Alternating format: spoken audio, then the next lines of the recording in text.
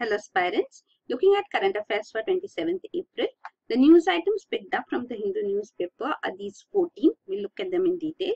The first one, PM OK's diversion of 77 hectares of forest land for bullet train. So this is regarding the bullet train project between Mumbai and Ahmedabad. So this is 1.08 lakh crore project, and for this diversion of forest land is required. So this diversion of 77 hectares of forest land has been given in principle approval by the Prime Minister.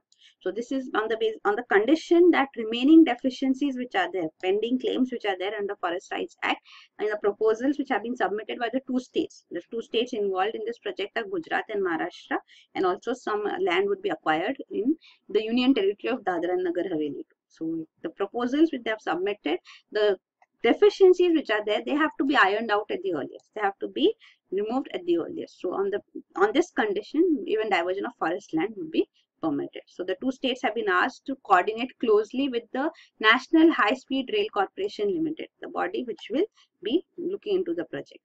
So this diversion of forest land has taken place earlier too. Earlier we have seen 47 hectares of forest land was diverted for the ambitious Mumbai Trans Harbour Link project. So this is there. Also 58 hectares of forest land has been diverted for dedicated freight corridor between Mumbai and Dadri. So such diversions have earlier taken place too. And Prime Minister has also been informed as such by the two states, and that several villages were seeing locals protesting against the project. So on this also information was given to the Prime Minister. Around 312 villages in Gujarat and Maharashtra will have to give up land as such, and also a total of 7,974 plots belonging to Forest Department and Railways will have to be acquired for the project. So this is there. So overall, Maharashtra says 51% acquisition work has taken place, and Gujarat says 58% has been done. So here you can see. So this was a recently announced project, bullet train project, when Japanese Premier was also on a visit to India. So here this is the Mumbai-Ahmedabad high-speed rail project, which is expected to be completed by 2022. The total length and the cost of the project presently. And this is the land to be acquired in Gujarat, Maharashtra and Dadra and Nagar Haveli. The next is government can seek rethink on Joseph's name, CJI. So this is regarding the appointment of judges to the Supreme Court, and we had seen yesterday that the two names which were proposed by the Supreme Court Collegium in Jan 2018, that is the senior advocate Indu Malhotra and the judge, the Chief Justice of Uttarakhand High Court, K.M. Joseph. So we saw yesterday that Indu Malhotra's name has been cleared for appointment as Supreme Court judge. So she would be appointed. But then K.M. Joseph's name, Justice K.M. Joseph's name has not been cleared as such. The government has given grounds for returning the file of K.M. Joseph, Justice Joseph. So these reasons which have been given are mentioned here, and also the case has come before the Chief Justice of India too. The Chief Justice of India, Deepak Mishra, has said that government was free to send back the name of Uttarakhand Chief Justice back to the Supreme Court Collegium for reconsideration. So that is allowed. So this is a 3-judge bench headed by Chief Justice of India, which is hearing this case because lawyers have protested against this. So the government has already sent the Justice Joseph's file back to the Collegium for reconsideration. So here you can see the reasons which have been given by the government are that he as such is relatively junior among High Court Chief Justices. So in the list as such, All India High Court Judges Seniority list, his number is 42nd. So his seniority wise, he is not his junior. So that's why that is one ground they give. And also they say there are 10 High Court Chief Justices senior to him. The second point is they say because he is presently, Justice K.M. Joseph is presently the Chief Justice of Uttarakhand High Court. Before that he has served more than 9 years as Judge of Kerala High Court. So the government says that Kerala High Court is too small a court to be represented by 2 Supreme Court judges. There's already one Supreme Court judge from Kerala, that is Justice Kurian Joseph. So as such, so that's why another judge from Kerala should not be appointed to the Supreme Court. So that is the second reason being given by the government. So these are the reasons as such, basically on the basis of which they have returned the file for consideration. And The Chief Justice of India is hearing this case because an urgent mention was made by 100 lawyers to the Supreme Court to stay the appointment of Indu Malhotra. They say that they are not against the appointment of Indu Malhotra, who would be a woman Supreme Court judge once appointed. But then they say that both names were given. Why did the government clear one name and not Justice Joseph's name? So they are equally engaged with this aspect, though they are happy with Indu Malhotra's appointment. So on this, the Supreme Court has responded that it's not necessary that the government will appoint all judges whose names are recommended by the Supreme Court Collegium. So this is there, and also the Chief Justice says that this cannot be done because if the President has put forth the name, then there is no other option but to make the appointment of Indu Malhotra once it has been cleared. So the lawyers as such alleging that this bifurcation of the two names and freezing the appointment of Justice Joseph has happened because he had quashed the presidential emergency in Uttarakhand in 2016. So this we had discussed yesterday. So that is the reason they say because of which his appointment has not taken place, though officially the government has given other reasons. Then appointing a Supreme Court judge, what is the procedure? You can see. So when a vacancy arises, CJI sends his recommendation to the Union Law Minister. The CJI's opinion should be formed in consultation with the collegium. So there's a collegium of senior most Supreme Court judges on the basis of which the CJI sends the names. The Union Law Minister then forwards it to the Prime Minister, who in turn advises the President. So the appointment is done by the President as such, of judges as such. So under the prevailing memorandum of procedure, it is binding on the government to make the appointment if the collegium reiterates its recommended names. So once it can be sent back, but if the collegium again says that this judge should be appointed, then it is binding. The government has to make that judge appointment. Then this is regarding the arguments given that the reasoning given by the government for not approving Justice K.M. Joseph's appointment as Supreme Court judge are hollow. So here it is said that this lack of seniority reason given is a poor reason for freezing the appointment because merit, not seniority, is a crucial factor when elevation of judges to the Supreme Court are considered. So this is there. Another reason been given that High Court of Kerala already has one judge. So there have been earlier cases too when seniority has been superseded and on basis of merit judges have been appointed to Supreme Court. There have been many judges from Kerala High Court in Supreme Court too. Even as I said, Bombay High Court has more representation in the Supreme Court. So this has also taken place. Also, another reason which the government gave for not approving K.M. Joseph's appointment, Justice K.M. Joseph's appointment, that there is no SCST representation. It asked the Supreme Court to make an SCST, Scheduled Caste, Scheduled Tribe appointment to the Supreme Court. But then that argument again is hollow because there will be more vacancies. There will be 7 more vacancies when Justice Agarwal retires next month on May 4th in few days. So then there is ample room for SCST representation later too. So that is not a reason on the basis of which Justice K.M. Joseph's appointment should not be approved.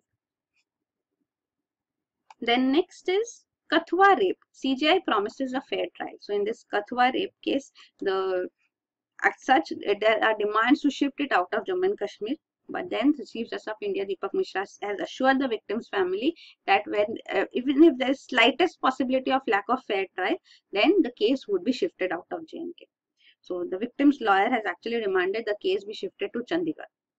Even Jammu and Kashmir government says that the counter affidavit has been filed that this victim's family's idea that the case would not be held properly in Jammu and Kashmir is inappropriate. It's a misconceived notion as such, and the case can be definitely held in Jammu and Kashmir only. So this 3-judge bench is actually hearing the case regarding the lawyers in Kathua. They did not allow the case being heard. So the Chief Justice had asked Bar Council of India, BCI, Bar Council of India committee, to look into this aspect, whether the lawyers had interfered in the delivery of justice. So, and they had also intimidated the victim's lawyers. So on this, the former High Court Chief Justice Tarun Agarwal, he has filed a confidential report in Supreme Court for this Bar Council of India. So this, he says that in this he has said that the Bar Council of India, that the lawyers' protest as such which took place. So this protest that the case be shifted to CBI. So that was what the lawyers were protesting, that the case be shifted to Central Bureau of Investigation, CBI. So this was justified is what the Bar Council of India committee says. But then the Supreme Court lawyers say that this is going beyond the brief, exceeding their brief, because they were asked to say whether the lawyers were interfering in justice delivery or not. And they were not asked to say that whether the lawyers protesting for a particular cause was justified or not. So that is there. So whether the lawyers obstructed or not, that is the important point. So lawyers, it is said, they were asking for the case be shifted to CBI because it is alleged that they wanted to interfere with the police investigation in Jammu and Kashmir. So here, this is the whole thing. Even Chief Justice of India has presently, when the lawyers asked that why BCI has gone beyond its mandate, so on this the CJI says that the primary concern of the Supreme Court at this point was to provide fair trial in this case. And an inquiry into the conduct of local lawyers of Khatri and all these aspects is going to divert the point. So the CJI has said we will focus on this, providing fair trial presently. Then next is NHRC seeks report on Orishas project displayed. So this is regarding Indravati hydroelectric power project of Odisha. So this project, which had been initiated in 1978, has seen displacement.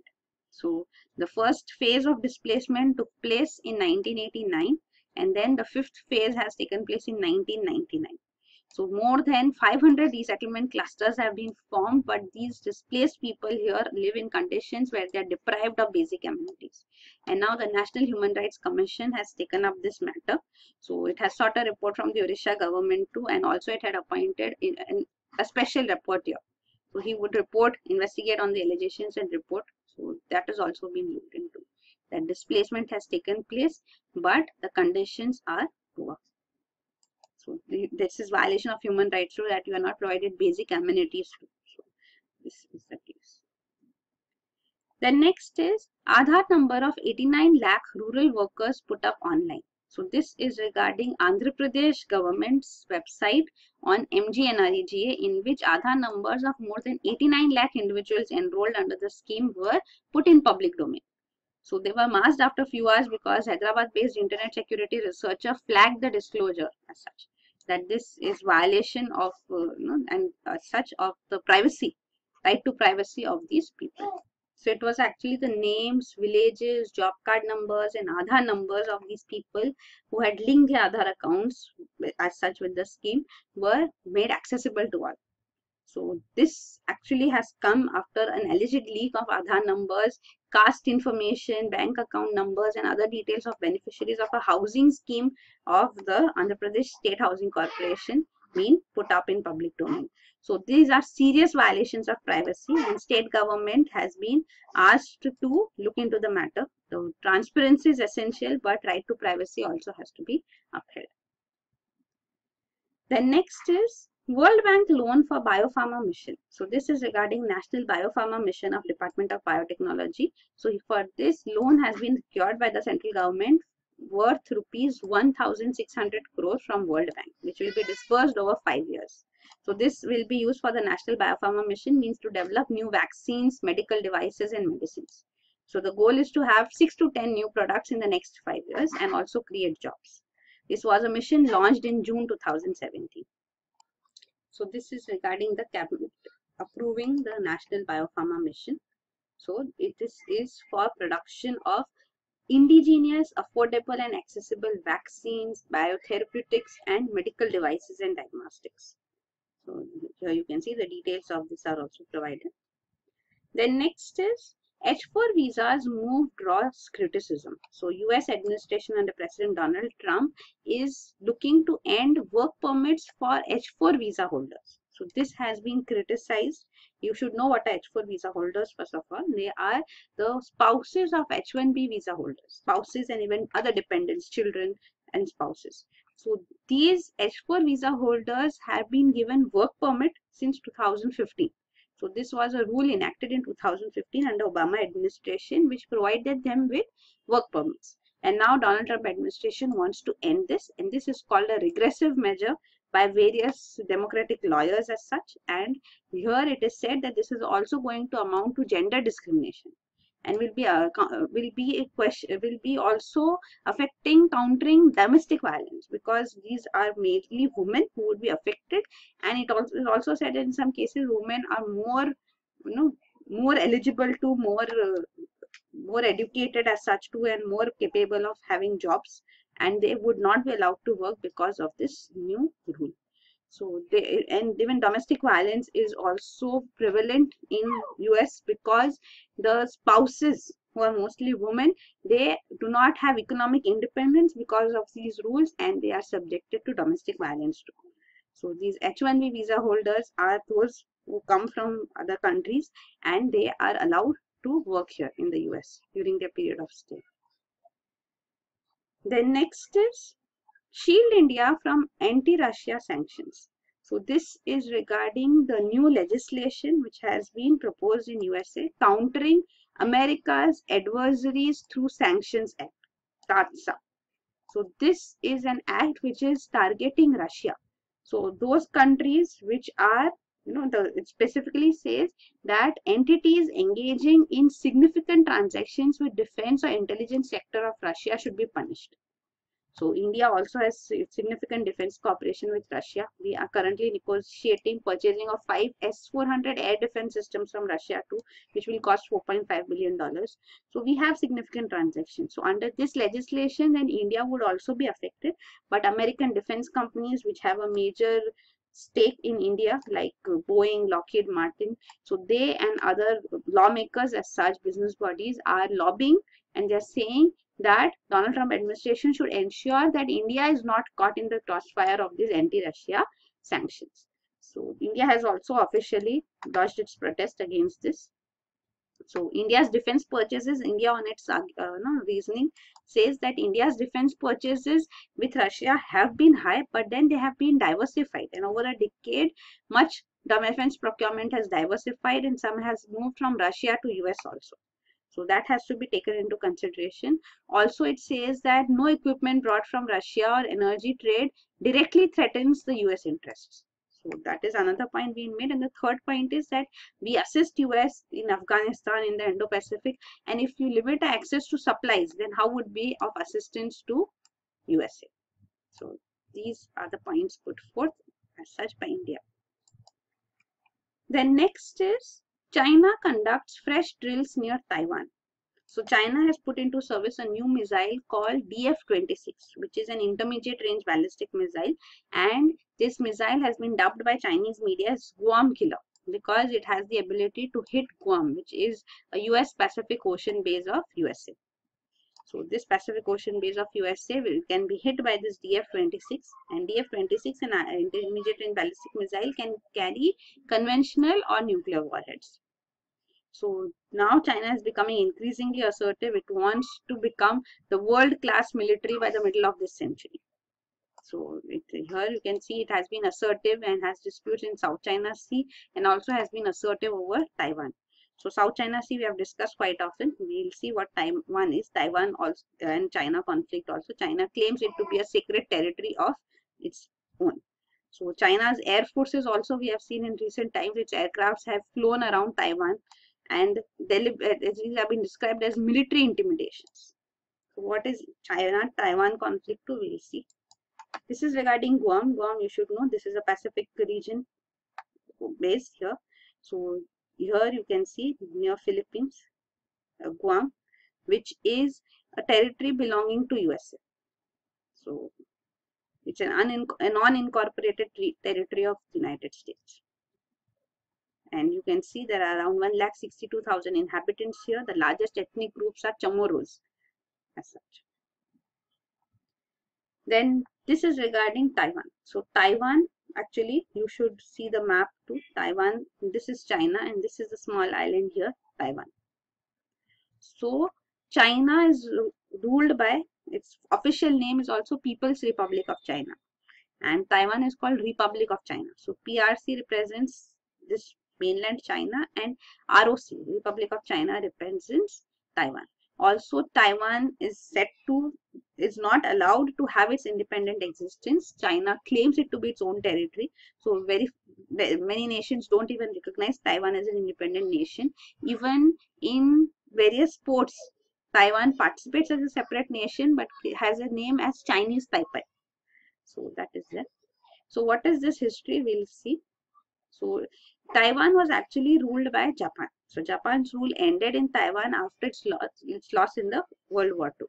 But then the culture here, Taiwanese culture, has been influenced by Japan rule.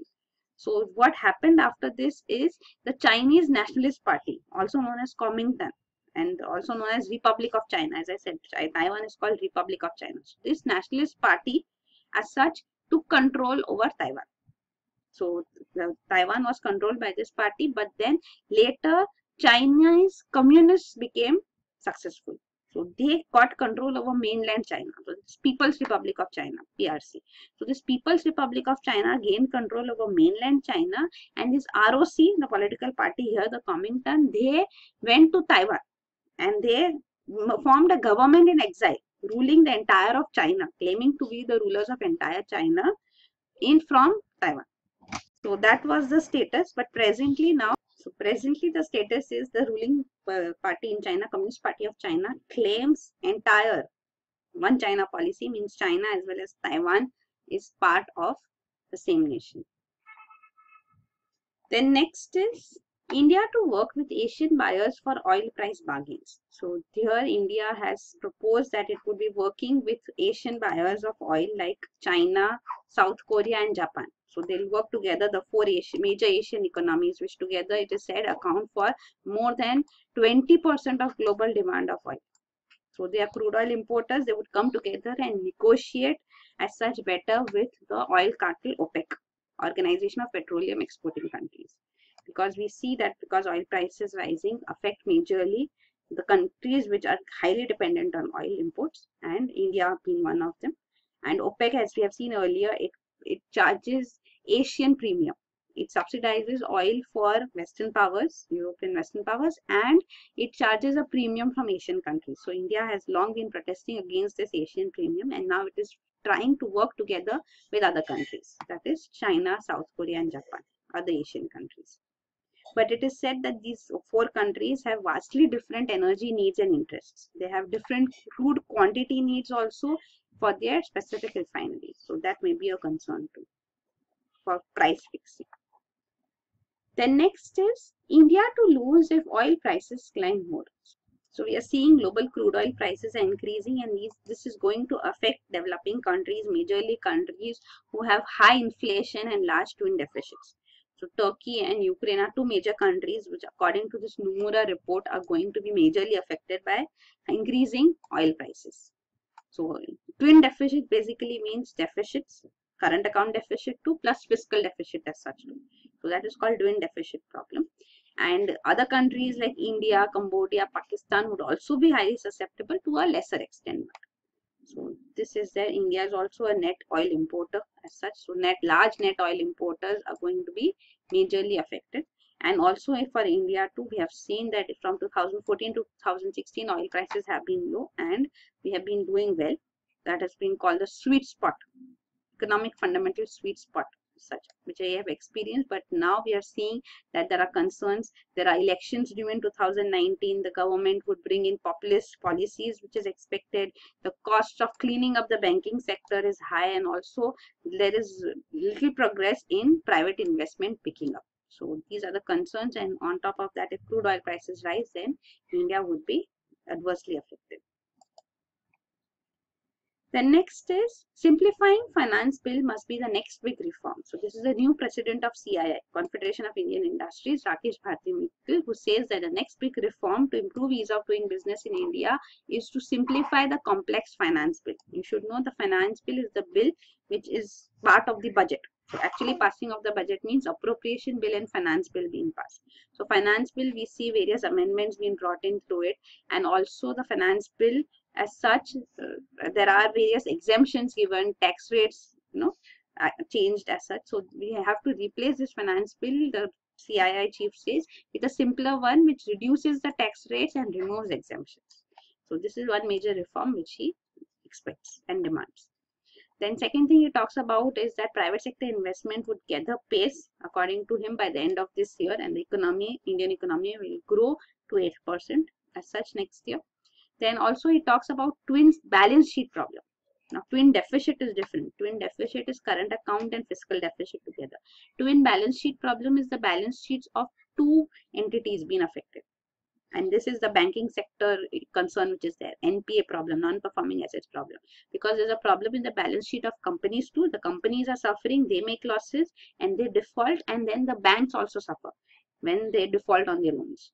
So their NPAs accumulate. So that is a twin balance sheet problem. So on this aspect, he says there's good progress because especially he says on the company balance sheet side. So many stressed assets are being referred to NCLT, National Company Law Tribunal, under Insolvency and Bankruptcy Code.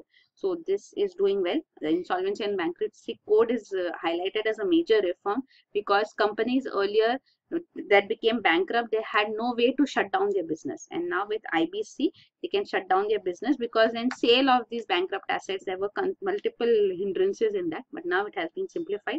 But of course the reforms are required in IBC too, and some of the suggestions he says are like, which are being highlighted quite often, are like the promoters should be allowed to buy their own assets back. So that is one aspect which he suggests.